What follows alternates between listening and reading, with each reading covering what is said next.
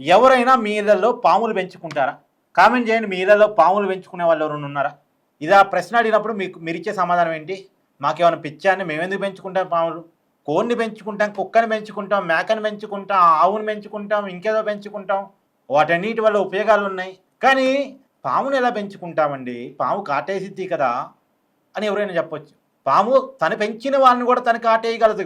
తన గుడ్లు కూడా తను తింటది. తనకు ఆకలేస్తే తన గుడ్డును తను తింటది. తన కోపమొస్తే తనని పెంచుతున్న వాడిని కూడా తను కాటేసిద్ది. అది పాము స్వభావం.